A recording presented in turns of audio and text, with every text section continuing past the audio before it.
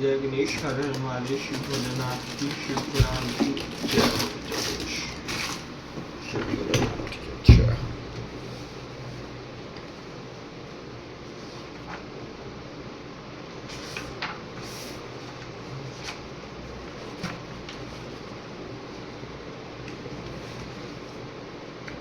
परमेश्वर शिव के यथार्थ स्वरूप का विवेचन तथा उनकी शरण में जाने से जीव के कल्याण का कथन। हर हर महादेव। उपमन्यु कहते हैं, यदुनंदन, यह चराचर जगत देवादिदेव महादेव जी का स्वरूप है, परंतु पशु जीव भारी पाश से बंधे होने के कारण जगत को इस रूप में नहीं जानते। महर्षि गण परमेश्वर शिव के निर्विकल्प परम भाव को न जानने के कारण एका का ही अनेक रूपों में वर्णन करते हैं। कोई उस परम तत्व को अपर ब्रह्मा रूप कहते हैं, कोई पर ब्रह्मा रूप बताते हैं और कोई आदि अंत से रहित उत्कृष्ट महादेव स्वरूप कहते हैं। पंच महाभूत, इंद्रिय, अंतःकरण तथा प्राकृत विषय रूप जड़ तत्व को अपर ब्रह्मा कहा गया है। इससे भिन्न समष्टि चैतन्य का नाम पर ब्रह्मा है। प्रहित और व्यापक होने के कारण उसे ब्रह्मा कहते हैं। प्रभु वेदों एवं ब्रह्मादि के अधिपति पर ब्रह्मा परमात्मा शिव के विपर और अपर दो रूप हैं। कुछ लोग महेश्वर शिव को विद्या स्वरूपी कहते हैं। इनमें विद्या चेतना है और अविद्या अचेतना।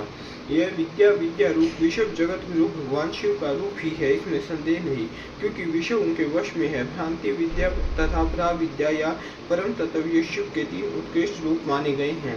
पदार्थों के विषय में जो अनेक प्रकार की असत्य धारणाएं हैं उन्हें भ्रांति कहते हैं। यथार्थ धारणा या ज्ञान का नाम विद्या है तथा जो विकल्प रहित परम ज्ञान है उसे परम तत्व कहते हैं।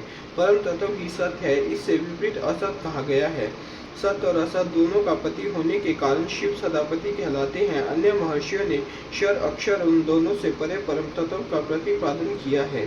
संपूर्ण भूत क्षर है और जीव आत्मा अक्षर कहलाता है। वह दोनों परमेश्वर के रूप है, क्योंकि उन्हीं के अधीन है। शांत स्वरूप शिव उन दोनों से परे हैं, इसलिए अक्षर क्षराक्षर पर कहे गए हैं। कुछ महर्षि परम कारण रूप शिव को समिष्ट विशिष्ट स्वरूप तथा समिष्ट और व्यष्टि का कारण कहते हैं। अव्यक्त को समिष्ट कहते हैं और व्यक्त को वशिष्ठ। वे दोनों परमेश्वर शिव के रूप हैं, क्योंकि उन्हीं की इच्छा से प्रवृत्त होते हैं। उन दोनों के कारण रूप से स्थित भगवान शिव परम कारण है। अतः कारणार्थ वेता ज्ञानी पुरुष उन्हें समष्टि व्यष्टि का कारण बताते हैं। कुछ लोग परमेश्वर को जाति व्यक्ति स्वरूप कहते हैं, जिसका शरीर में भी अनुवर्तन हो। वह जाति कही गई है। शरीर की जाति के आश्रित रहने वाली जो आवृत्ति है, जिसके द्वारा जाति भावना का आच्छादन और व्यक्तित्व भावना का प्रकाशन होता है, उसका नाम व्यक्ति है। जाति और व्यक्ति दोनों ही भगवान शिव की आज्ञा से परिपालित है। अतः उन महादेव जी को जाति व्यक्ति रूप कहा गया है। कोई शिव को प्रधान पुरुष व्यक्त और काल रूप कहते हैं। प्रकृति का ही नाम प्रधान है। जीवात्मा को ही क्षेत्रज्ञ कहते हैं। 23 तत्वों को मनीषी पुरुषों ने व्यक्त कहा है और जो कार्य प्रपंच के परिणाम का एकमात्र कारण है उसका नाम कला है। भगवान शिव इन सब के ईश्वर, पालक, धारण कर्ता, प्रवर्तक, निर्वर्तक तथा आविर्भाव और तिरोभाव के एकमात्र हेतु हैं। वह स्वयं प्रकाश एवं अजन्मा है, इसलिए उन महेश्वर को प्रधान पुरुष व्यक्त और काल रूप कहा गया है। कारण, नेता, अधिपति और धाता बताया गया है। कुछ लोग महेश्वर को विराट और हिरण्यगर्भ रूप बताते हैं, जो संपूर्ण लोगों की सृष्टि के हेतु हैं। उनका नाम हिरण्यगर्भ है और विश्व रूप को विराट कहते हैं। ज्ञानी पुरुष भगवान शिव को अंतर्यामी और परम पुरुष कहते हैं। दूसरे लोग उन्हें प्राज्ञा, तेजस और विश्व रूप बताते हैं। कोई उन्हें तुल्य रूप मानते हैं और कोई सौम्य रूप। कितने ही विद्वानों का कथन है कि वे माता, मानमयी और मिति रूप है। अन्य लोग कर्ता, क्रिया, कार्य, करण और कारण रूप कहते हैं। दूसरे ज्ञानी उन्हें जागृत, स्वप्न और सुषुप्ति रूप बताते हैं। कोई भगवान शिव को तुरीय रूप कहते हैं तो कोई तुरीयातीत, कोई निर्गुण बताते हैं, कोई सगुण, कोई संसारी कहते हैं, कोई असंसारी, कोई स्वतंत्र मानते हैं, कोई अस्वतंत्र, कोई उन्हें घोर समझते हैं, कोई सौम्य, कोई रागवान कहते हैं, कोई वीतराग, कोई निष्क्रिय बताते हैं, कोई सक्रिय। किन्हीं के कथनानुसार वे निरिंद्रिय है तो किन्हीं के मत में सेंद्रिय है। एक उन्हें ध्रुव कहता है तो दूसरा अध्रुव। कोई उन्हें साकार बताते हैं तो कोई निराकार। किन्हीं के मत में वे अदृश्य है तो किन्हीं के मत में दृश्य। कोई उन्हें वर्णनीय मानते हैं तो कोई अनिर्वचनीय। किन्हीं के मत में वह शब्द स्वरूप है तो किन्हीं के मत में शब्दातीत। कोई उन्हें चिंतन का विषय मानते हैं तो कोई अचिंतनीय समझते हैं। दूसरे लोगों का कहना है कि विज्ञान स्वरूप, कोई उन्हें विज्ञान की संज्ञा देते हैं। किन्हीं के मत में विज्ञ हैं और किन्हीं के मत में अज्ञ हैं। कोई उन्हें पर बताता है, कोई अपर। इस तरह उनके विषय में नाना प्रकार की कल्पनाएं होती हैं। इस नाना प्रतीतियों के कारण मुनिजन उन परमेश्वर के यथार्थ स्वरूप का निश्चय नहीं कर पाते। जो सर्वभाव से उन्हें परमेश्वर की शरण में आ गए हैं वे ही उन परम कारण शिव को बिना यत्न के ही जान पाते हैं। जब तक पशु जीव जिनका दूसरा कोई ईश्वर नहीं उन सर्वेश्वर, सर्वज्ञ, पुराण पुरुष तथा तीनों लोकों के शासक शिव को नहीं देखता, तब तक वह पाशों से विद हो इस दुख में संसार चक्कर में गाड़ी के पहिए की नेमी के समान घूमता रहता है। जब यह दृष्टा जीव आत्मा शिव के शासक ब्रह्मा के भी आदि कारण संपूर्ण जगत के रचयिता सुवर्णोपम दिव्य प्रकाश स्वरूप परम पुरुष का साक्षात्कार कर लेता है, तब पुण्य और पाप दोनों की भली भांति हटाकर निर्मल हुआ वैज्ञानिक महात्मा सर्वोत्तम क्षमता को प्राप्त कर लेता है। अध्याय 5वां समाप्त है। हर हर महादेव। शिव के शुद्ध बुद्ध मुक्त सर्वमय सर्वव्यापक एवं सर्वातीत स्वरूप का तथा उनकी प्राण रूपता का प्रतिपादन। हर हर महादेव।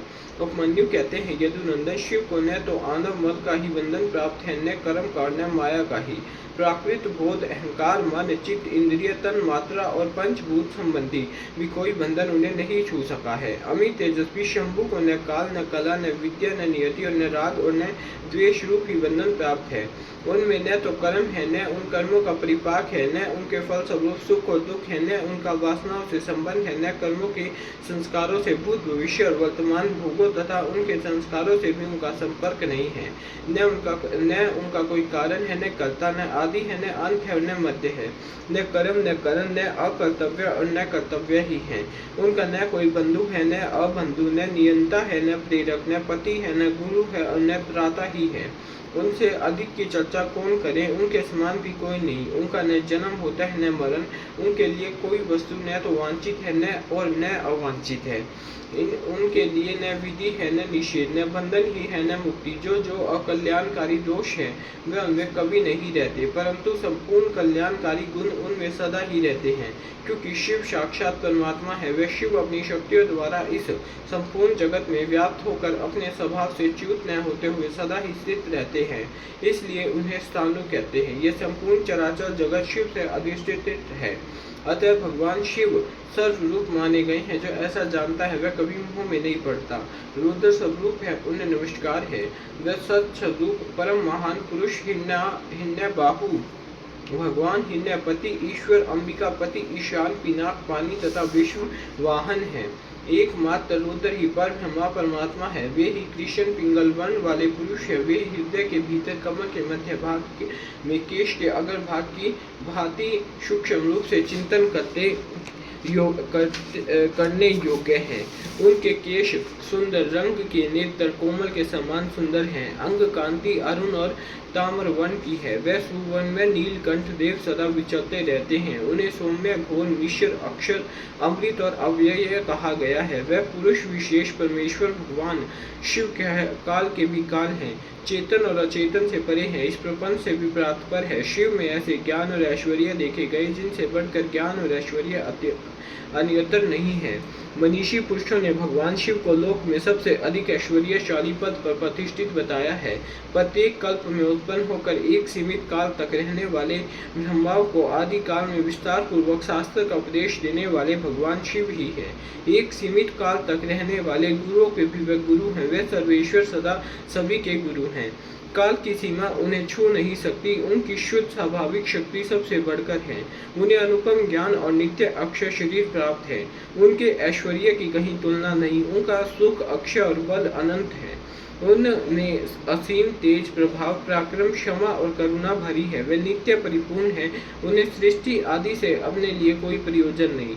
दूसरों पर परम अनुग्रह ही उनके समस्त कर्मों का फल है। प्रणव उन परमात्मा शिव का वाचक है। शिव, रुद्र आदि नामों में प्रणव ही सबसे उत्कृष्ट माना गया है। प्रणव वाच्य शंभु के चिंतन और जप से जो सिद्धि प्राप्त होती है वही परासिद्धि है, इसमें संशय नहीं। इसलिए शास्त्रों के पारंगत मनस्वी विद्वान वाच्य और वाचक की एकता स्वीकार करते हुए महादेव जी को प्रणव रूप कहते हैं। मांडुक्य उपनिषद में प्रणव की 4 मात्राएं बताई गई है: अकार, उकार, मकार और नाद। अकार को ऋग्वेद कहते हैं, उकार यजुर्वेद कहा गया है, मकार सामवेद है और नाद अथर्ववेद की श्रुति है। अकार महाबीज है, वह रजोगुण तथा सृष्टि कर्ता ब्रह्मा है। उकार प्रकृति रूपा योनि है, वह स्तव गुण तथा पालन करता श्री हरि है। मकार जीव आत्मा एवं बीज है, वह तमोगन तथा संहार करता रुद्र है। नाद परम पुरुष परमेश्वर है, वह निर्गुण एवं निष्क्रिय शिव है। इस प्रकार प्रणव अपनी 3 मात्राओं के द्वारा ही 3 रूपों में इस जगत का प्रतिपादन करके अपनी अर्ध मात्रा नाद के द्वारा शिव स्वरूप का बोध कराता है, जिनसे श्रेष्ठ दूसरा कुछ भी नहीं है, जिनसे बढ़कर कोई न तो अधिक सूक्ष्म है न महान ही है, तथा जो अकेले ही वृक्ष की भांति निश्चल भाव से प्रकाशमय आकाश में स्थित है। उन परम पुरुष परमेश्वर शिव से यह संपूर्ण जगत परिपूर्ण है। अध्याय 6 समाप्त है। हर हर महादेव। परमेश्वर की शक्ति का ऋषियों द्वारा साक्षात्कार, शिव से प्रसाद से प्राणियों की मुक्ति, शिव की सेवा शक्ति तथा 5 प्रकार के शिव धर्म का वर्णन। हर हर महादेव। उपमन्यु कहते हैं, परमेश्वर शिव स्वाभाविक शक्ति विद्या है जो सबसे विलक्षण है। वह एक होकर भी अनेक रूप से भाषित होती है। जैसे सूर्य की प्रभा एक होकर भी अनेक रूप में प्रकाशित होती है, उस विद्या शक्ति से इच्छा, ज्ञान, क्रिया और माया आदि अनेक शक्तियाँ उत्पन्न हुई हैं। ठीक उसी तरह जैसे अग्नि से बहुत सी चिंगारियाँ प्रकट होती हैं, उसी से सदाशिव और ईश्वर आदि तथा विद्या और विदेश्वर आदि पुरुष भी प्रकट हुए हैं। प्रातपर प्रकृति भी उसी से उत्पन्न हुई है। महतत्व से लेकर विशेष पर्यंत सारे विकार तथा अज ब्रह्मा आदि मूर्तियां भी उसी से प्रकट हुई है। इनके सिवा जो अन्य वस्तु हैं वे सब भी उसी शक्ति के कार्य हैं, इसमें संशय नहीं। वह शक्ति सर्वव्यापिनी, सूक्ष्म तथा ज्ञाना आनंद रूपिणी है। उसी से शिंताशु भूषण भगवान शिव शक्तिमान कहलाते हैं। शक्तिमान शिव वेद्य है और शक्ति रूपिणी शिव विद्या है। वे शक्ति रूपा शिवा ही प्रज्ञा, श्रुति, स्मृति, धृति, स्थिति, निष्ठा, ज्ञान शक्ति, इच्छा शक्ति, कर्म शक्ति, आज्ञा शक्ति, पर ब्रह्मा, परा और अपरा नाम की 2 विद्याएं शुद्ध विद्या और शुद्ध कला हैं, क्योंकि सब कुछ शक्ति का ही कार्य है। माया, प्रकृति, जीव, विकार, विकृति, असत और सत आदि जो कुछ भी उपलब्ध होता है वह सब उस शक्ति से ही व्याप्त है। वह शक्ति रूपिणी शिवा देवी माया द्वारा समस्त चराचर ब्रह्मांड को अनायास ही मुंह में डाल देती और लीला पूर्वक उसे मोह के बंधन से मुक्त भी कर देती है। इस शक्ति के 27 प्रकार है। 27 प्रकार वाली शक्ति के साथ सर्वेश्वर शिव संपूर्ण विश्व को व्याप्त करके स्थित है। इन्हीं के चरणों में मुक्ति विराजती है। पूर्व काल की बात है, संसार बंधन से छूटने की इच्छा रखने वाले कुछ ब्रह्मावादी मुनियों के मन में यह संशय हुआ, वह परस्पर मिलकर यथार्थ रूप से विचार करने लगे, इस जगत का कारण क्या है, हम किस से उत्पन्न हुए हैं और किस से जीवन धारण करते हैं, हमारी प्रतिष्ठा कहाँ है, हमारा अधिष्ठाता कौन है, हम किसके सहयोग से सदा सुख में और दुख में रहते हैं, किसने इस विश्व की अलंघनीय व्यवस्था की।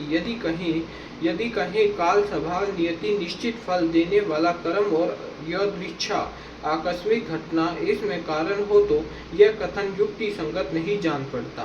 5 महाभूत तथा जीवात्मा भी कारण नहीं, इन सब का संयोग तथा अन्य कोई भी कारण नहीं, क्योंकि यह काल आदि अचेतन है। जीव आत्मा के चेतन होने पर भी वह सुख दुख से अभिभूत तथा असमर्थ होने से इस जगत का कारण नहीं हो सकता। अतः कौन कारण है, इसका विचार करना चाहिए। इस प्रकार आपस में विचार करने पर जब वे युक्तियों द्वारा किसी निर्णय तक न पहुंच सके, तब उन्होंने ध्यान योग में स्थित होकर परमेश्वर की सर्वभूतता और चिंतनीय शक्ति का साक्षात्कार किया, जो अपने ही गुणों से स्तव, रज और ताम से ढकी है तथा उन्हीं तीनों गुणों से परे है। परमेश्वरी व साक्षात शक्ति समस्त पाशों का विच्छेद करने वाली है। उसके द्वारा बंधन काट दिए जाने पर जीव अपनी दिव्य दृष्टि से उन स्वर्ग कारण शक्तिमान महादेव जी का दर्शन करने लगते हैं, जो काल से लेकर जीवात्मा तक पूर्व वक्त समस्त कारणों पर तथा संपूर्ण विश्व पर अपनी शक्ति के द्वारा ही शासन करते हैं।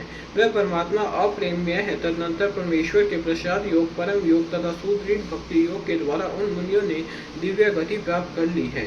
श्री कृष्ण जो अपने हृदय में शक्ति सहित भगवान शिव का दर्शन करते हैं, उन्हीं को सनातन शांति प्राप्त होती है, दूसरों को नहीं। यह श्रुति का कथन है। शक्तिमान का शक्ति से कभी वियोग नहीं होता। अतः शक्ति और शक्तिमान दोनों के तादात्म्य से परमानंद की प्राप्ति होती है। मुक्ति की प्राप्ति में निश्चय ही ज्ञान और कर्म का कोई कर्म विवक्षित नहीं है। जब शिव और शक्ति की कृपा हो जाती है तब वही मुक्ति हाथ में आ जाती है। देवता, दानव, पशु, पक्षी तथा कीड़े मकोड़े भी उनकी कृपा से मुक्त हो जाते हैं। गर्भ का बच्चा, जन्मता हुआ बालक, शिशु, तरुण, विदु, मुमुक्षु, स्वर्गवासी, नारकी, पतित, धर्मात्मा, पंडित अथवा मूर्ख सांभ शिव की कृपा होने पर तत्काल मुक्त हो जाते हैं, इसमें संशय नहीं।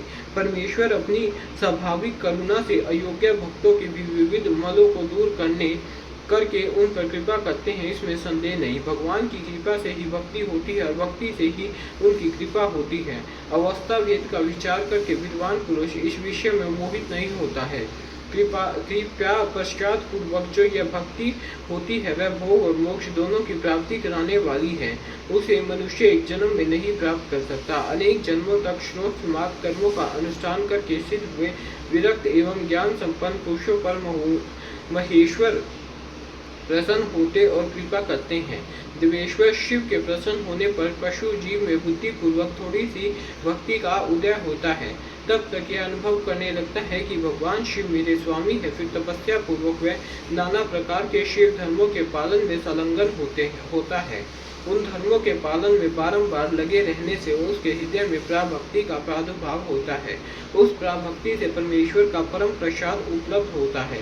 प्रसाद से संपूर्ण पापों से छुटकारा मिलता है और छुटकारा मिल जाने पर परमानंद की प्राप्ति होती है। जिस मनुष्य का भगवान शिव में थोड़ा सा भी भक्ति भाव वह 3 जन्मों के बाद अवश्य मुक्त हो जाता है। उसे इस संसार में योनि यंत्र की पीड़ा नहीं सहनी पड़ती। सांगा अंग सहित और अनंगा अंग रहित जो सेवा है उसी को भक्ति कहते हैं। उसके फिर 3 भेद होते हैं, मानसिक, वाचिक और शारीरिक। शिव के रूप आदि का जो चिंतन है उसे मानसिक सेवा कहते हैं। जप आदि वाचिक सेवा है और पूजन आदि कर्म शारीरिक सेवा है। इन त्रिविध साधनों से संपन्न होने वाली जो ये सेवा है इसे शिव धर्म भी कहते हैं। परमात्मा शिव ने 5 प्रकार का शिव धर्म बताया है। तप, कर्म, जप, ध्यान और ज्ञान। लिंग पूजन आदि को कर्म कहते हैं। चांद्रायन आदि व्रत का नाम तप है। वाचिक, उपांशु और मानस 3 प्रकार का जो शिव मंत्र का अभ्यास आवृत्ति है उसी को जप कहते हैं। शिव का चिंतन ही ध्यान कहलाता है तथा शिव संबंधी आगमों में जिस ज्ञान का वर्णन है उसी को यहाँ ज्ञान शब्द से कहा गया है। श्री कंठ शिव ने शिवा के प्रति जिस ज्ञान का उपदेश किया है वह शिवागम है। शिव के आश्रित जो भक्त जन हैं उन पर कृपा करके कल्याण के एकमात्र साधक इस ज्ञान का उपदेश किया गया है। अतः कल्याणकामी बुद्धिमान पुरुष को चाहिए कि वह परम के कारण शिव में भक्ति को बढ़ाए और तथा विषया शक्ति का त्याग करे। अध्याय 7वां समाप्त है। हर हर महादेव। शिव ज्ञान। शिव की उपासना से देवताओं को उनका दर्शन, सूर्य देव में शिव की पूजा करके अर्घ्य दान की विधि तथा व्यास अवतारों का वर्णन। हर हर महादेव। श्री कृष्ण बोले, भगवान अब मैं उस शिव ज्ञान को सुनाना चाहता हूँ जो वेदों का सार तत्व है तथा जिसे भगवान शिव ने अपने शरणागत भक्तों की मुक्ति के लिए कहा है। प्रभु, शिव की पूजा कैसे की जाती है, पूजा आदि में किसका अधिकार है तथा ज्ञान योग आदि किससे कैसे सिद्ध होते हैं। उत्तम व्रत का पालन करने वाले मुनीश्वर ये सब बातें विस्तार पूर्वक बताइए। उपमन्यु ने कहा, भगवान शिव ने जिस वेदों वक्त ज्ञान को संक्षिप्त करके कहा है वही शिव ज्ञान है। वह निंदा स्तुति आदि से रहित तथा श्रवण मात्र से ही अपने प्रति विश्वास उत्पन्न करने वाला है। यह दिव्य ज्ञान गुरु की कृपा से प्राप्त होता है और अनायास ही मोक्ष देने वाला है। मैं उसे संक्षेप में ही बताऊंगा क्योंकि उसका विस्तार पूर्वक वर्णन कोई कर ही नहीं सकता। पूर्व काल में महेश्वर शिव सृष्टि की इच्छा करके सत्कार्य कांडों से नियुक्त हो स्वयं ही अव्यक्त से व्यक्त रूप में प्रकट हुए। उस समय ज्ञान स्वरूप भगवान विश्वनाथ ने देवताओं में सबसे प्रथम देवता वेदपति ब्रह्मा जी को उत्पन्न किया। ब्रह्मा ने उत्पन्न होकर अपने पिता महादेव को देखा तथा ब्रह्मा जी के जनक महादेव जी ने भी उत्पन्न हुए ब्रह्मा की और स्नेह पूर्वक दृष्टि से देखा और उन्हें सृष्टि रचने की आज्ञा दी। रुद्रदेव की कृपा दृष्टि से देखे जाने पर सृष्टि के सामर्थ्य से युक्त हो ब्रह्मादेव ने समस्त संसार की रचना की और पृथक पृथक वर्णों तथा आश्रमों की व्यवस्था की। उन्होंने यज्ञ के लिए सोम की सृष्टि की। सोम से ध्रुवलोक का प्रादुर्भाव हुआ। फिर पृथ्वी, अग्नि, सूर्य, यज्ञ में विष्णु और सचिपति इंद्र प्रकट हुए। वह सब तथा अन्य देवता रुद्र अध्याय पढ़कर रुद्रदेव की स्तुति करने लगे। तब भगवान महेश्वर अपनी लीला प्रकट करने के लिए उन सबका ज्ञान हर कर प्रसन्न मुख से उन देवताओं के आगे खड़े हो गए। तब देवताओं ने मोहित होकर उनसे पूछा, आप कौन हैं? भगवान रुद्र बोले, श्रेष्ठ देवताओं, सबसे पहले मैं ही था, इस समय भी सर्वत्र मैं ही हूँ और भविष्य में भी मैं ही रहूंगा। मेरे सिवा दूसरा कोई नहीं है। मैं भी अपने तेज से संपूर्ण जगत को तृप्त करता हूँ। मुझसे अधिक और मेरे समान कोई नहीं। जो मुझे जानता है वह मुक्त हो जाता है। ऐसा कहकर भगवान रुद्र वहीं अंतर्ध्यान हो गए। जब देवताओं ने उन महेश्वर को नहीं देखा तब वे सामवेद के मंत्रों द्वारा उनकी स्तुति करने लगे। अथ वर शीर्ष में वर्णित पाशुपत व्रत को ग्रहण करके उन अमरगणों ने अपने संपूर्ण अंगों में भस्म लगा लिया। यह देख उन पर कृपा करने के लिए पशुपति महादेव अपने गणों और उमा के साथ उनके निकट आए। प्राणायाम के द्वारा श्वास को जीत कर निद्रा रहित एवं निष्पाप हुए योगी जन अपने हृदय में जिनका दर्शन करते हैं, उन्हीं महादेव को उन देवेश्वरों ने वहां देखा। जिन्हें ईश्वर की इच्छा का अनुसरण करने वाली पराशक्ति कहते हैं, उन वम लोचना भवानी को भी उन्होंने वामदेव महेश्वर के वाम भाग में विराजमान देखा, जो संसार को त्याग कर शिव के परम पद को प्राप्त हो चुके हैं तथा जो नित्य सिद्ध है। उन गणेश्वरों का भी देवताओं ने दर्शन किया। तत्पश्चात देवता महेश्वर संबंधी वैदिक और पौराणिक दिव्य स्तोत्रों द्वारा देवी सहित महेश्वर की स्तुति करने लगे। तुम वृषध्वज महादेव जी भी उन देवताओं की ओर कृपा पूर्वक देखकर अत्यंत प्रसन्न हो स्वभावतः मधुर वाणी में बोले, मैं तुम लोगों पर बहुत तब ऋषभदेव महादेव जी भी उन देवताओं की ओर कृपा पूर्वक देखकर अत्यंत प्रसन्न हो स्वभावतः मधुर वाणी में बोले, मैं तुम लोगों पर बहुत संतुष्ट हूँ।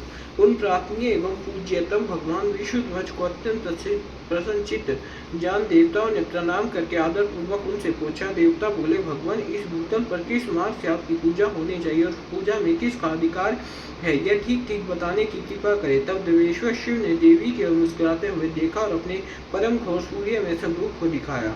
उनका वह स्वरूप संपूर्ण ऐश्वर्य गुणों से संपन्न, सर्व तेजोमयी, सर्वोत्कृष्ट तथा शक्तियों, मूर्तियों, अंगों, ग्रहों और देवताओं से घिरा हुआ था। उसके 8 भुजाएं और 4 मुख थे। उसका आधा भाग नारी के रूप में था। उस अद्भुत आकृति वाले आश्चर्यजनक स्वरूप को देखते ही सब देवता यह जान गए कि सूर्य देव, पार्वती देवी, चंद्रमा, आकाश, वायु, तेज, जल, पृथ्वी तथा शेष पदार्थ भी शिव के ही स्वरूप है। संपूर्ण चराचर जगत शिव में ही है।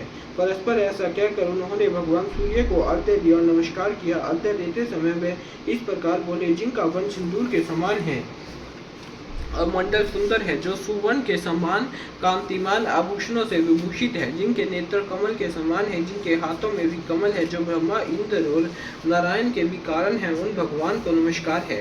यूं कह उत्तम यत्नों से पूर्ण सुवर्ण, कुमकुम, कुश और पुष्प से युक्त जल सोने के पात्र में लेकर उन देवेश्वर को अर्घ्य दे और कहे, भगवान, आप प्रसन्न हो, आप सबके आदि कारण है, आप ही रुद्र, विष्णु, ब्रह्मा और सूर्य रूप है। गणों सहित आप शांति शिव को नमस्कार है, जो एकाग्रचित हो सूर्य मंडल में शिव का पूजन करके प्रातः काल, मध्याह्न काल और साय काल में उनके लिए उत्तम अर्घ्य देता है, प्रणाम करता है और इन श्रवण सुखद श्लोकों को पढ़ता है, उसके लिए कुछ भी दुर्लभ नहीं। यदि वह भक्त है तो अवश्य ही मुक्त हो जाता है। इसलिए प्रतिदिन शिव स्वरूप सूर्य का पूजन करना चाहिए। धर्म, अर्थ, काम और मोक्ष के लिए मन, वाणी तथा क्रिया द्वारा उनकी आराधना करनी चाहिए। तत्पश्चात मंडल में विराजमान महेश्वर देवताओं की ओर देखकर और उन्हें संपूर्ण शास्त्रों में श्रेष्ठ शिव शास्त्र देकर वहीं अंतर्ध्यान हो गई। उस शास्त्र में शिव पूजा का अधिकार ब्राह्मण, क्षत्रिय और वैश्यों को दिया गया है। यह जानकर देवेश्वर शिव को प्रणाम करके देवता जैसे आए थे वैसे चले गए। तदनंतर दीर्घ काल के पश्चात जब वह शास्त्र लुप्त हो गया, तब भगवान शंकर के अंक में बैठी हुई महेश्वरी शिवा ने पति देव से उसके विषय में पूछा। तब देवी से प्रेरित हो चंद्रभूषण महादेव ने वेदों का सार निकाल कर संपूर्ण आगमों में शेष शास्त्र का उपदेश दिया। फिर उन परमेश्वरी की आज्ञा से मैंने, गुरुदेव अगस्त्य ने और महर्षि दधीचि ने भी लोकों में उस शास्त्र का प्रचार किया। शूलपाणी महादेव स्वयं भी युग युग में भूतल पर अवतार ले अपने आश्रित जनों की मुक्ति के लिए ज्ञान का प्रसार करते हैं। ऋभु, सत्य, भार्गव, अंगिरा, सविता, मृत्यु, इंद्र, मुनिवर, वशिष्ठ, सारस्वत, त्रिधामा, मुनि श्रेष्ठ, त्रिवृत, शत तेजा, साक्षात धर्म स्वरूपा, नारायण, सबरक्ष, बुद्धिमान, आरुणि, कृतंजय, भरद्वाज, श्रेष्ठ, विद्वान, गौतम, वाच्य, श्रवा, मुनि, पवित्र, सूक्ष्मयानी, त्रिना, बिंदु, मुनि, कृष्ण, शक्ति, शाक्य, पराशर, उत्तर, जातुक, कन्या और साक्षात नारायण स्वरूप कृष्ण, द्वितीयांक मुनि, ये सब व्यास अवतार हैं। अब क्रमशः कल्प योगेश्वरों का वर्णन सुनो। लिंग पुराण में द्वापर के अंत में होने वाले उत्तम व्रतधारी व्यास अवतार तथा योगचार्य अवतारों का वर्णन है। भगवान शिव के शिष्यों में भी जो प्रसिद्ध है उनका वर्णन है। उन अवतारों में भी भगवान के मुख्य रूप से 4 महातेजस्वी शिष्य होते हैं, फिर उनके सैकड़ों हजारों शिष्य प्रशिष्य होते हैं। लोक में उनके उपदेश के अनुसार भगवान शिव की आज्ञा पालन करने आदि के द्वारा भगवान के अत्यंत भावित हो भाग्यवान पुरुष मुक्त हो जाते हैं। अध्याय 8वां समाप्त है। हर हर महादेव। शिव के अवतार, योगाचार्यों तथा उनके शिष्यों की नामावली। हर हर महादेव। श्री कृष्ण बोले, भगवान समस्त युग अवतारों में योगाचार्य के व्याध से भगवान शंकर के जो अवतार होते हैं, उन अवतारों के जो शिष्य होते हैं, उन सब का वर्णन कीजिए। उपमन्यु ने कहा, श्वेत सुतार, मदन, सुहोत्र, कंकोलोगाक्षी, महामायावी, जेगी, शव्य, दधिवाह, ऋषभ मुनि, उग्र, अत्रि, शुपालक, गौतम, वेदशिरा मुनि, गोकर्ण, गुहावासी, शिखंडी, जटामाली, अट्ठास, दारुक, लांगुली, महाकाल, शूली, दंडी, मुंडीश, सहिष्णु, स्वयं शर्मा और नकुलीश्वर, यह 12 कल्प के इस 7वें मनवंतर में युग कर्म से 28 योगाचार्य प्रकट हुए। इनमें से प्रत्येक के शांत चित्त वाले 4 शिष्य हुए, जो श्वेत से लेकर ऋष्य पर्यंत बताए गए। मैं उनका क्रमशः वर्णन करता हूँ, सुनो। श्वेत, श्वेतशिक, श्वेताश्व, श्वेत लोहित, दुंदुर्भी, शतरूप, ऋचिक, केतुमान, विकोश, विकेश, विपाश, पाशनाशान, सुमुख, दुर्मुख, दुर्गम, दुरति, करम, सनत कुमार, शनक, सनंदन, सनातन, सुदामा, विरज्जा, शंख, अंडज, शाश्वत, मेघवा, सुवाहक, कपिल, असुरी, पंच, शिख, वाष्कल, प्राशर, गर्ग, भार्गव, अंगीरा, बलबंधु, निरामित्र, केतु, श्रृंग, तपोधन, लंबोदर, लंबात्मा, लंबकेशक, सर्वज्ञ, समबुद्धि, साध्य, सिद्धि, सुदामा, कश्यप, वशिष्ठ, विरजा, अत्रि, उगर, गुरुश्रेष्ठ, श्रवण, शर्विष्ठक, कुनि, कुनबाहु, कुशरीर, कुनेत्र, काश्यप, उष्णा, चयवन, बृहस्पति, उथ्य, वामदेव, महाकाल, महानील, वाचस्पति, शुभिर, शावक, यतीश्वर,